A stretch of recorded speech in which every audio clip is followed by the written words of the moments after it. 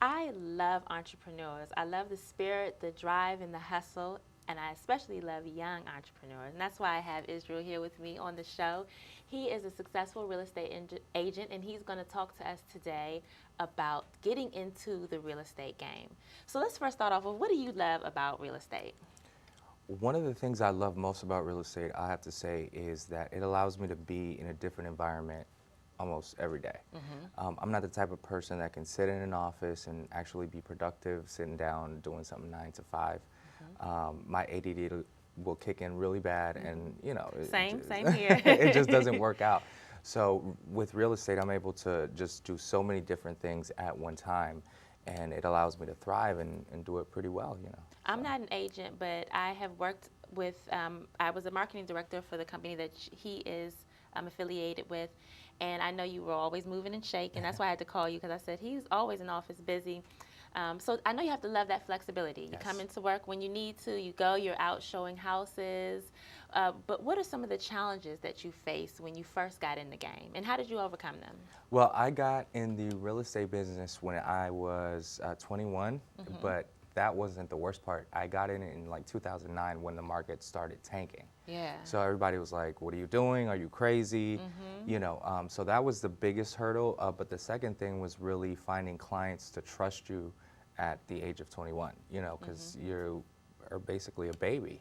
So. I would say, and I could see why, because they assume that you may not have gone through your first purchase and Right. you don't have the experience yet. But I believe that some hustle, some drive, the right focus and attitude would make you just as great as even the most experienced.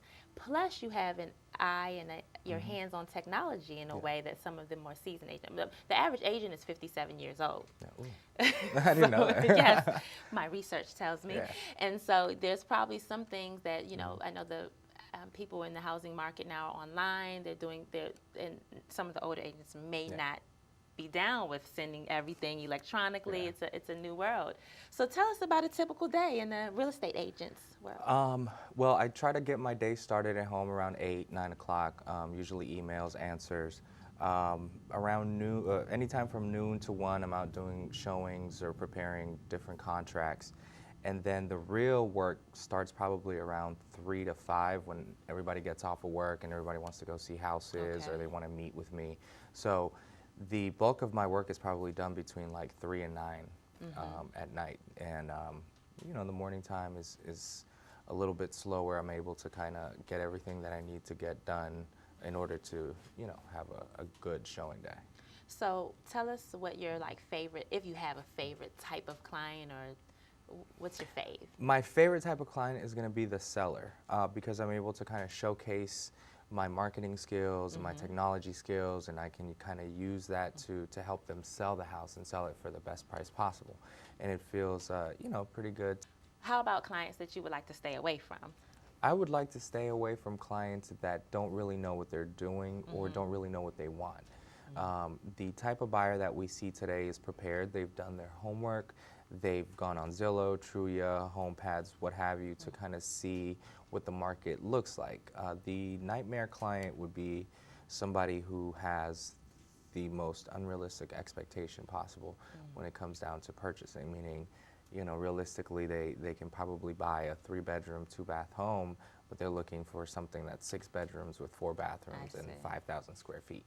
And that's just, around here, it's just not feasible. Yeah, yeah. And so they'll have you driving around and looking for a needle in the haystack I that's not have. there. I've had, in my younger, more unexperienced years, I've ran around with clients for up to 2 years, just trying to find them something that doesn't exist. So, spinning my wheels, and I've learned to kind of weed out the people who aren't serious. That's a good point for any business, Absolutely. to weed out who is not serious. So when you are, I'm just considering now a young agent in this organ, the 57-year-olds are the average agent in this area. What do you think some of the advantages would be? The biggest advantage, I would say, is that I'm still young enough to be able to do a lot of running around. I'm always on the go. I have a lot of energy. And I also kind of think outside the box because I'm I'm technically still young. I'm 30, but I'm not so young. Did you recently have a birthday? I did. I'm not Facebook stalking you or anything. I did. Yeah, I did. I just turned Happy the big belated. 3-0. Thank you. So I'm able to kind of be in the middle to where I can use the technology that the younger kids are using, like the Facebook, the Instagram, the Snapchat, to kind of showcase their homes, and that helps. And that's so important. It's a very, very easy tool for agents to use. I push it myself in marketing consultations. What about some of the, I guess, I'm sure there are some misconceptions. What do you think some of those may be? I think a lot of people think that a lot of agents are at home in bathrobes watching TV.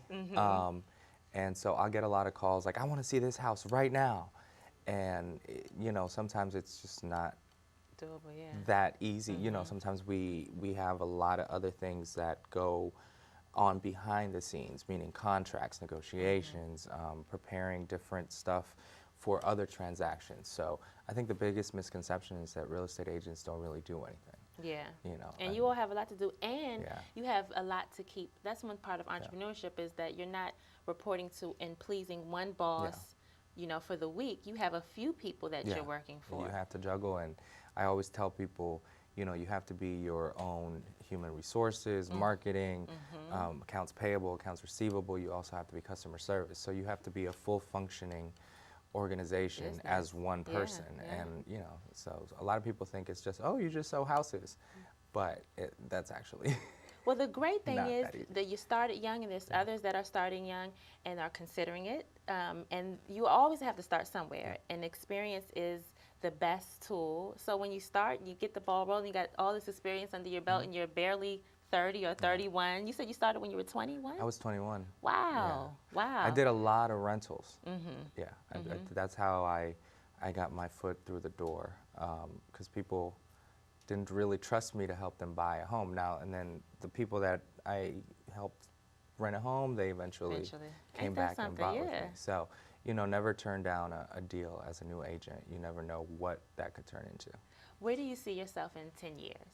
I see myself still being a real estate agent, and also tapping into maybe the real estate flipping business, where you kind of, you know, take some homes investing and try to keep it to a price where it's still obtainable for buyers, because as you know, this area is going up and up and up. So. Thank you so much for coming on the show. Thank you so much for having me. And I hope you will come back again, and happy birthday. What did you do for your birthday? I worked. That's unfortunately. Right. I know that's right. There's nothing wrong with that. Get your money. Right. My boss didn't give me the day off. So.